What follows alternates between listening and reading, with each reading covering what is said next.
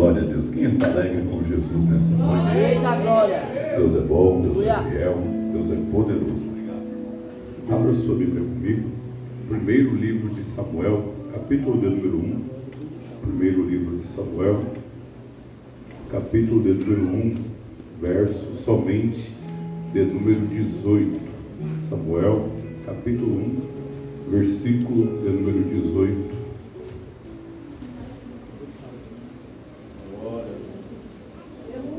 Glória a Deus. Quem gostou, quem encontrou, diga amém. Diz assim a palavra do Senhor: e ela disse: que a tua serva ache graça à tua vista. Assim a mulher tomou o seu caminho, comeu, e o seu semblante não estava triste. Amém? E você pode se assentar dando glória. Deus é bom, Deus é fiel, Deus é poderoso. Nessa noite, sou muito grato por estar aqui com os irmãos.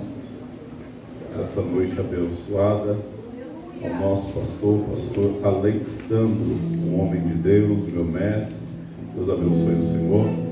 O que eu vou pregar aqui é algo que ele me deu. Se tiver alguma coisa errada, conversa com o nosso mestre depois. Tá bom, meu mestre? Deus abençoe o Senhor da sua casa. Pastor Edivaldo, Deus abençoe o Senhor da sua casa. A todos os irmãos que compõem essa linda igreja, Deus abençoe. Ao amado e querido irmão Wellington, que nos recepcionou, Guilherme, Moisés, toda essa linda família, irmão Marcinho, irmão Doni. Conheço muitos irmãos nessa casa. O vaso ali, o aleluia. Deus te abençoe, Deus abençoe a tua casa. Enfim, Deus abençoe essa linda igreja. Eu confesso que minha vida aqui está difícil. Depois do Guilherme, depois de tanta saudação, está difícil. O pior ficou para o final. Mas eu acredito na graça e na misericórdia do Senhor. Eu sou ruim, mas eu vou me esforçar. Se vocês estiverem aí da glória, melhora. Vocês me ajudam, amém? Meu Deus, nem um amém o povo está junto. Jesus. Sangue de Jesus. Meus irmãos, nós estamos diante de um culto de primícias e eu vou ser fiel à temática do culto. Eu acredito na bondade do Senhor. Capítulo 1 do primeiro livro de Samuel, nós estamos diante de uma biografia familiar. Biografia essa que conta a história de um homem que é casado com duas mulheres. Nós estamos diante de uma bigamia. E esse homem em questão, ele vem da descendência dos levitas, ou seja, ele era alguém que tinha uma utilidade no reino dos céus. E o que me chama a atenção é as características desse homem, desse pai, desse senhor. O texto diz que ele mora numa região de difícil acesso, dado as montanhas. E da onde ele mora, para onde está a casa do Senhor em Siló, dá uma distância aproximada de 24 quilômetros. Região montanhosa, 24 quilômetros para chegar aonde Deus está. Esse homem é casado com duas esposas. Uma esposa é dissimulada, tem filhos no plural e é problemática. A outra esposa não tem filhos e talvez ela estivesse passando por uma crise de depressão. Pois bem, ele mora longe da casa de Deus, numa região montanhosa de difícil acesso, 24 quilômetros da casa de Deus. Não tem carro, não tem ônibus, não tem metrô, não tem Uber. E o texto diz que ele vai à casa de Deus. Se Eucana fosse bom de desculpa, ele não ia. Mas Eucana não tem desculpa para dar. Ele tem a disposição para ir. Ele tem tudo para não chegar na casa de Deus. Ele vai pelo caminho, fazendo a gestão de duas mulheres, que pelo caminho uma vai provocando a outra, filhos no plural. E o texto diz que ele é o responsável pelo sacrifício de toda a família. O que me chama a atenção é que ele está distante da casa, mas mesmo distante ele não deixa de chegar. Vai doer, e se for com você, finge que não é, então glória. Eucana chega na casa de Deus, e você? Eucana não tem desculpa para chegar em você. Ele mora a 24 quilômetros e não tinha veículo automotor para chegar em você. A distância que ele tinha que percorrer era pelo menos 24 quilômetros. Uma distância para a época de 2 dias fazendo a gestão de toda a sua casa. O texto diz que é 2 dias andando, pastor Doni, mas ele chega. Está distante. É difícil a locomoção dada onde ele mora, mas ele chega. E você? Finge que não é com você, dá glória, irmão. Me ajuda aí. Ele chega na casa de Deus. Perceba que a dificuldade é toda de Eucana. É ele que trabalha para ter sacrifício. É ele que carrega, que leva a família, que direciona a família. É ele que rompe, é ele que tem os obstáculos. Mas o texto diz que ele chega na casa de Deus. E o importante não é só chegar, é o que ele vai fazer quando está na casa de Deus. O texto diz que quando ele chega na casa de Deus, ele chega para ofertar algo, para adorar a Deus, para ser participativo na festa em que ele está inserido. E o texto diz que isso acontece de forma rotineira há pelo menos 24 anos. São 24 anos que ele está deslocando. Perceba, no início da trajetória do seu deslocamento, ele ainda era jovem. A coisa era mais fácil, tinha mais energia, tinha mais força, tinha mais vigor. Só que à medida que os anos vai passando, isso faz eu compreender que cada ano que passava, ele demorava mais tempo para chegar. Mas mesmo demorando mais tempo e mais afinco para chegar, ele chegava. Então a questão aqui não é a distância, não é o tempo, não é a dificuldade, é um coração que quer estar na presença do Senhor. E o coração que quer estar na presença do Senhor, ele não vai contabilizar as dificuldades para chegar, ele vai chegar. Com dificuldade, com montanha, com região de difícil acesso, ele vai chegando, porque no destino final tem presença de Deus. E quem conhece a presença de Deus não vai olhar as dificuldades, ele vai rompendo, vai rompendo, vai rompendo, vai rompendo. E o texto diz que quando ele chega lá, ele tem uma responsabilidade criteriosa: dividir o seu sacrifício entre toda a sua casa. A história vai dizer, você bem conhece, que a última a pegar a sua porção é Ana, mas a porção de Ana é uma porção excelente. Há quem diga que é uma porção dupla, mas tem tradução que diz que é uma porção de honra, honrosa. Eu não sei qual é a porção que ela entrega, eu sei que ela entrega algo. São 24 anos se aproximando do altar, colocando no altar, e o altar não devolveu nada. Não adianta só chegar no altar, não adianta só posicionar no altar. O altar é criterioso. O altar não recebe qualquer coisa. O ambiente que a gente está, ele pode até receber qualquer coisa, mas o altar de Deus não recebe qualquer coisa. E o povo não compreende as características de chegar diante do altar, meu pastor Edivaldo. Tem gente que prioriza chegar diante, tem gente que prioriza se relacionar com o altar, tem gente que prioriza depositar no altar. Perceba que a prioridade de Ana é de posicionar no altar. 24 anos posicionando no altar. E o altar não devolveu o milagre que ela tanto precisava. E eu posso compreender o texto. Pelo critério estabelecido no altar, não é quem direciona, não é quem põe, é o que é sacrifício. São 24 anos que Ana tem intimidade com o altar, se aproxima do altar e direciona no altar. Mas o texto vai dizer que ela nunca colocou nada no altar, embora ela posicionasse no altar. Sabe por quê? Quem trabalhava para obter o sacrifício era Eucana. Quem vinha 24 quilômetros carregando o sacrifício era Eucana. E quando chegava diante do altar, ele honrava ela em toda a sua família. A sua porção é de honra. Põe o melhor no altar do Senhor. Aquilo que para Eucana é o melhor no altar do Senhor, não move a intenção de Deus em curar Ana. Aprende a colocar no altar.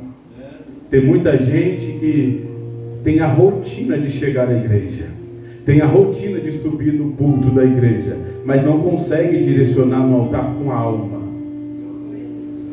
Não consegue entregar no altar tudo o que ele tem. Não consegue se esvaziar no altar. É por isso que está na igreja há anos, décadas, e não obtém o milagre. Porque se aproxima e coloca. Até entende o tamanho do altar e a sua utilidade, a sua finalidade, mas não consegue se derramar no altar. Fica triste comigo não? Mas é visível quem derrama no altar e quem não derrama. O altar é criterioso. O altar é criterioso. E a pergunta que fica: você tem direcionado, você tem colocado, ou você tem se derramado no altar? E aí?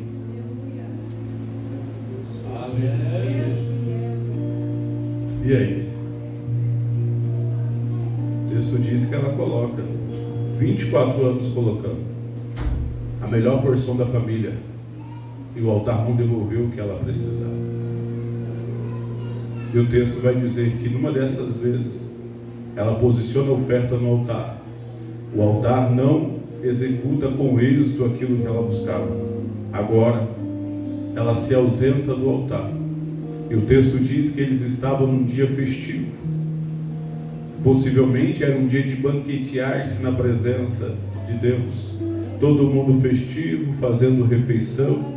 E Ana está no ambiente da festa, sendo a pessoa, uma das mais, ou a pessoa mais triste do ambiente. Duro para alguém é ver a felicidade nos olhos dos outros, e ele está tomado de tristeza e melancolia. Isso é duro. E o texto diz que a tristeza dela é tão grande que está todo mundo fazendo uso da refeição que estava disponível. E ela está no ambiente festivo, o povo comendo, e ela não se alimenta. Aí ela se encontra com o seu esposo, chorando. E o texto diz que o seu esposo vai dar uma palavra para ela. E a palavra de Eucana para sua esposa vai doer no coração dela. Eucana chega diante dela e pergunta: por que tu não comes? Por que estás triste? Não sou eu te melhor do que 10 filhos? Quando Eucana ele posiciona essa palavra diante de Ana, era melhor que ele tivesse batido nela, porque a condição de Ana era uma condição terrível para a época e pela sociedade. Eucana era alguém que em um endereço ele tinha garantido os dias da sua velhice, porque ele tinha filhos no plural, alguém cuidaria dele na velhice. No outro endereço não tinha ninguém para cuidá-lo. Então em um endereço ele tem amparo, no outro ele está desamparado. E o texto está dizendo que no endereço que ele está desamparado, ele chega na mulher e fala: não sou eu te melhor do que 10 filhos. Ele está dizendo nas entrelinhas do texto: a sociedade manda eu te repudiar, eu tenho direito, mas não fiz porque eu te amo. Não sou eu te melhor do que 10 filhos. É como aquele crente que está no deserto e você encontra ele na rua, dá a paz do Senhor, ele dá aquele sorriso amarelo e você pergunta: está tudo bem? Não está nada bem, ele responde: vai, tudo bem. Só ele sabe o quanto pesa responder que está tudo bem quando não está. E quem nunca passou por isso? Quem nunca passou pelo dia da angústia, do desespero, da aflição, da dificuldade? Esses dias marcam as nossas vidas. Esses períodos marcam a nossa trajetória. E o texto vai dizer que Ana é marcada pela dicção de Eucana: não sou eu te melhor do que 10 filhos. Aí ela tem que responder: você é melhor do que 10 filhos. Ela sai da presença do esposo e entra dentro do templo. E a Bíblia vai dizer que ela se debruça. E ela não tem energia para gritar. Ela não tem vigor para verbalizar. O texto diz que ela está se derramando na casa de Deus. Agora escuta: 24 anos indo a Siló e estando diante do altar, para um dia, depois de 24 anos, se derramar na presença do Senhor. Olha o critério que Deus estabelece. Olha como Deus trabalha. Tem muita gente que valoriza chegar. O mais importante não é chegar, é o que eu vou fazer depois que cheguei. O que você veio fazer aqui hoje? O que você veio fazer aqui hoje? Você só chegou? Você só veio ver? Você só veio como espectador? Você está aqui, mas está pensando no resultado da eleição? Qual que é o seu papel nessa noite? Por que você está sentado nessa cadeira? O que te move a estar aqui? o que você veio ofertar, o que você veio entregar, o que você veio derramar na presença do Senhor. Quem veio derramar na presença do Senhor, ele sairá diferente. Quem veio se derramar na presença do Senhor, certamente o seu retorno para casa vai ser diferente da sua chegada nessa noite. Quem veio ofertar e se derramar na presença de Deus, quem veio diferente, quem veio diferente, quem veio diferente. 24 anos diante do altar, e o altar não proporciona milagre, não proporciona resposta, tampouco direção. E o texto vai dizer que agora ele está dentro do templo, no amanhecer de um dia, e o responsável pelo templo, o sumo sacerdote, ele avista ela, e pelo gesto que ela fazia, sem emitir nenhum som, ele chega a uma determinada situação dizendo: a esta hora você está embriagada dentro da casa do Senhor. Aí ela está no vale. Quem está no vale se torna humilde. O vale quebra o orgulho, o ego, a altivez. Perceba que ela está no vale, ela está quebrada, e alguém está acusando: você está embriagada na casa do Senhor. Ela está tão quebrada que ela responde: ah, meu Senhor, a tua serva não está embriagada, eu estou amargurada. Eu entrei na casa de Deus, no endereço do Senhor, e a amargura tomou conta do meu coração e do meu pensamento. Eu entrei na casa do Senhor e as dificuldades não saem da minha mente. Eu cheguei no endereço de Deus e o endereço de Deus não alterou o meu cotidiano. É por isso que eu estou debruçado. Eu já faço isso há mais de 2 décadas, e mesmo fazendo isso, o meu milagre não chegou. Mesmo fazendo isso, a minha bênção não chegou. Mesmo fazendo isso, o meu cenário não foi alterado. Mas a Bíblia vai dizer que 24 anos depois, ela está disponível de joelho dobrado, se derramando na presença do Senhor. E depois que se derrama na presença do Senhor, Eli fala para ela: que o Deus de Israel conceda o desejo do teu coração. Ela se levanta, vai para onde está a sua família, se recompõe, faz uma alimentação, e o texto diz: o seu semblante já não era mais triste, porque ela se derramou. Não há como se derramar na presença do Senhor e sair amargurado. Não há como se derramar na presença do Senhor e sair entristecido. Independente do problema, quem se derrama sai diferente. Aprenda a se derramar na presença do Senhor. Aprenda a estar na presença de Deus e entregar aquilo que é devido ao Senhor. Vamos pensar no texto. Eu vou ser bem rápido, mas vamos pensar. O texto diz que Eucana tem 2 esposas. Penina tem filhos no plural. Ana não os tem. E a Bíblia vai dizer que a sociedade da época estava corrompida pelos filhos do sumo sacerdote Ofni e Finéias. Perceba isso aqui. O projeto de Deus demandava um voto de Ana. O projeto de Deus demandava um voto de Ana. Porque não tem sucessor com caráter para assumir a função sacerdotal. A sociedade da época espiritual estava perdida. Não tinha alguém para carregar a bandeira da santidade, da renúncia e da entrega a Deus. Quando Ana faz um voto, o texto diz que quando ela está de joelho, ela faz um voto: se o Senhor se lembrares da tua serva e me deres um filho varão, eu devolverei na sua casa.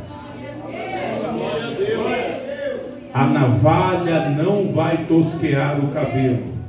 Ele não fará uso de vinho, tampouco de bebida alcoólica.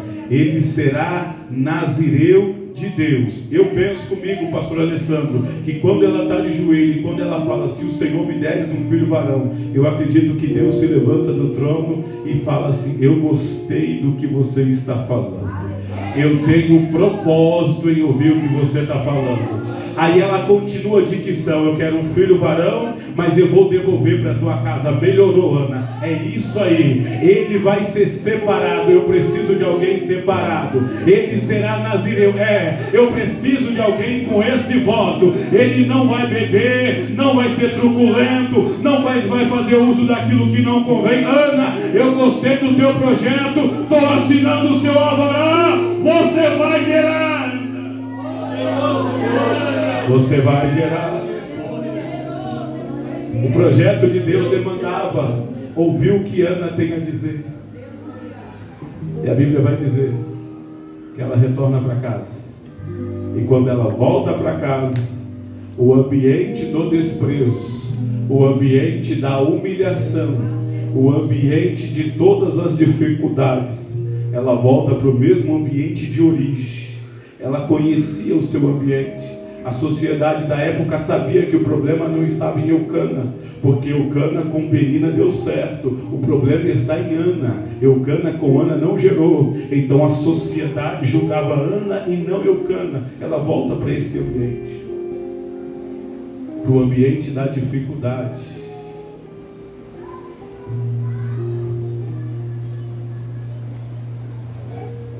Glória a Deus. Aleluia.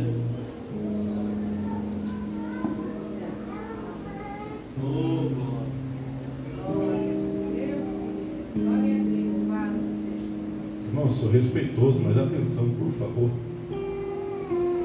Eu vim aqui cultuar com os irmãos e respeito essa igreja. É difícil, sou sempre. Mas vamos lá. Eu já vou parar. Eu sei que eu sou ruim.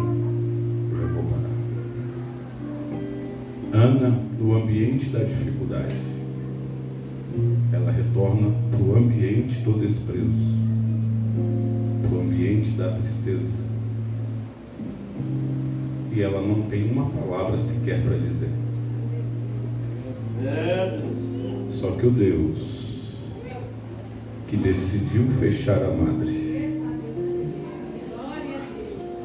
Ele decidiu abrir. Porque para a madre estar fechada, um dia ela for aberta. E o texto vai dizer que o próprio Deus fechou, mas Ele também é Deus para abrir. Ele fecha, mas Ele abre. E o texto vai dizer que no ambiente do desprezo, ela não precisou falar nada, porque o milagre, quando ele é gerado de Deus para nós, a gente não precisa defender aquilo que Deus é, aquilo que Deus executa. Sabe por quê? Toda a sociedade, quando olhava para ela, falava assim: dela não vai gerar, ela não vai produzir. Só que alguns meses depois, pastor Doni, ela está andando pelo mesmo endereço, e alguém olha para ela e percebe que a sua vestimenta está diferente. Alguém olha para ela e percebe que ela tem uma dificuldade para se movimentar. Alguém olha para ela e pensa: ela começou a engordar, ela está mudando a fisionomia, a complexão física. Sabe o que é isso? É a barriga tomando proporção. É a barriga crescendo, é a barriga desenvolvendo. E à medida que a barriga ia desenvolvendo, alguém tinha que olhar e dizer: ali está diferente, ali tem alguma coisa, o ambiente mudou, a história dela é outra. Aquele ventre que não produziu, aquela barriga que nunca gerou, agora eu vejo diferente, eu vejo uma dificuldade para andar, eu vejo a barriga crescendo. Aí a Bíblia vai dizer que aquela que a acusava perdeu força. Sabe o que é isso? Todo acusador, ele só nos acusa na nossa fraqueza, mas quando o milagre chega, Deus ele toma a nossa fraqueza para ele, sopra o nosso nome, e alguém tem que ver a barriga crescendo. A barriga vai crescer. O milagre está sendo gerado. A barriga está se desenvolvendo. O milagre está crescendo. Aí a Bíblia vai dizer que Penina não tem mais acusação. Por que não tem acusação? Porque a mão de Deus decidiu se abrir. E está na Bíblia, eu já encerro agora. O texto diz que quando ela volta para casa, Deus se lembra dela, pastor Alessandro. Mas espera aí, pregador, Deus se esquece de alguém por acaso para se lembrar dela? Deus não se esquece. Quando o próprio Samuel, que escreve o livro que leva o seu nome, ele vai ter o cuidado de contar toda a biografia do seu pai, da sua mãe e também da sua madrasta. Ele tem um cuidado de dizer que Deus se lembra de Ana, mas o termo se lembrar não quer dizer que Deus se esqueceu. Deus não se esquece. O termo se lembrar quer dizer que chegou o tempo do milagre. Eu vou melhorar para você me ajudar. Quando Deus se lembra, é Deus dizendo: chegou o meu momento de socorrer. Chegou o meu momento de fazer o teu ventre gerar. Chegou o meu momento de fazer o teu ventre produzir. Chegou o meu momento de cessar toda acusação. Chegou o meu momento de cessar toda obra satânica. Chegou o meu momento de acabar com todo o problema. Ana, eu cheguei e cheguei no endereço da desonra, porque eu te honro na tua casa. Deus se lembra de Ana dentro do lar dela. Aleluia. E no ambiente que ela foi mais usurpada, Deus se lembra dela. A sociedade que julgou teve que dizer: gerou, produziu. O ventre não é indigno, o ventre não é seco. Chegou, chegou, chegou. Chegou. Eu não sei se é tempo de Deus para alguém nessa noite, mas se for tempo de Deus para alguém nessa noite, toda acusação vai cair por terra, toda palavra lançada vai cair por terra, e alguém vai ver o teu milagre, alguém vai ver a justiça de Deus, alguém vai ver a mão de Deus se abrindo, e Deus socorrendo a tua casa, socorrendo a tua família. Esse Deus é bendito. Esse Deus é bendito, Ele socorre. Aleluia. Mas é um culto de primícia, eu preciso pregar a Deus. Agora perceba, Ana não tem filho. E quando ela vai pedir a Deus um filho, ela é criteriosa: eu quero um filho varão, e eu devolverei na sua casa. O texto diz que ela tem um menino. Chega agora o tempo de Eucana voltar para Siló. E Ana diz: vá, e eu vou permanecer cuidando do menino. Quando ele desmamar, eu vou levar um animal e vou levar utensílios para a gente sacrificar e adorar a Deus. E nós vamos levar o nosso menino para trabalhar na casa de Deus. 3 anos era mais ou menos o período que uma criança desmamava. E quando Samuel tem 3 anos de idade, naquela fase que ele está se desenvolvendo, correndo pela casa, gerando alegria para uma casa que foi triste, gerando alegria para uma casa onde a tristeza reinou, ele está dizendo: mãe, pai, gerando alegria, correndo atrás da sua mãe. Aí ela tem que pegar a sua alegria, andar 24 quilômetros com a sua alegria nos braços, e à medida que ela dá um passo em direção a Siló, ela se distancia da sua casa, ou seja, ela se aproxima da casa de Deus, e a alegria vai deixando a sua casa. Eu penso que é a caminhada mais difícil que ela fez, abraçado com o filho e pensando: eu fiz um voto, eu preciso cumprir. E o texto diz que ela chega, apresenta o menino ao sumo sacerdote, entrega ele, entrega o animal, entrega as roupas, e ela deixa bem claro: todos os anos eu venho aqui para trazer roupas, para trazer o sustento dele. E ela retorna para casa. Agora vamos pensar, eu paro agora. Quem viu Ana passar toda a dificuldade para gerar, quando vê ela pegar o seu único filho, devolver para a obra de Deus, pensa: ela é mais doida do que eu pensei. Essa mulher é retardada, ela não tem juízo, ela não tem uma sanidade mental, porque o projeto da vida ela tem e devolve para Deus. O texto diz que quando ela devolve o filho, Eu paro agora. Quando ela chega, devolve o filho. Ela vai retornar para casa e a casa está vazia. Mas aí no capítulo 2 tem o cântico da Estéreo. E no cântico da Estéreo a própria Ana vai dizer: e até Estéreo gerou 7 filhos. Ah, irmão, eu paro agora, me ajuda aí que eu paro agora. Eu quero ser profeta para a tua vida. Eu não sei como está a sua casa, eu não sei como está o seu dia, mas quando você entender o que é primiciar, certamente a mão de Deus vai te abrir, o socorro de Deus vai chegar, e o nome dele deve ser adorado pela sua boca. Ela entrega a Deus e Deus faz para ela. Ela entrega para Deus e Deus visita o lar dela. Você pode dar glória? Eu estou pregando para alguém que acredita no milagre. Eu estou pregando para alguém que espera o milagre. Quando você entregar aquilo que é de Deus, certamente Deus vai entregar aquilo que demanda para a tua casa. Levanta a mão para adorar, levanta a mão para adorar. O meu tempo acabou, mas não cesse a adoração. Eu profetizo um tempo novo, um tempo de resposta. O teu cativeiro vai virar. O Deus que acrescenta vai chegar no seu endereço. O Deus que acrescenta ainda chega. O Deus que acrescenta ainda chega. O Deus que retribui ainda chega. O Deus que opera milagres está presente. Oh, eu estou sentindo Jesus aqui, oh glória. Eu fecho agora a mensagem. Perceba o sonho de Ana. O sonho de Ana é um filho. O sonho de Ana é um menino. O sonho de Ana é uma criança. O sonho de Ana é apenas um filho. Mas o texto diz que quando ela fez o voto, devolveu, a casa dela se encheu. Levanta sua mão que eu entrego o microfone agora. Eu profetizo que o que Deus fará na tua vida é muito maior do que você sonhou. Eu profetizo que o que Deus vai acrescentar na sua vida é muito maior do que você pediu. A mão de Deus vai se abrir para a tua vida, o socorro de Deus vai chegar e grande será o teu milagre.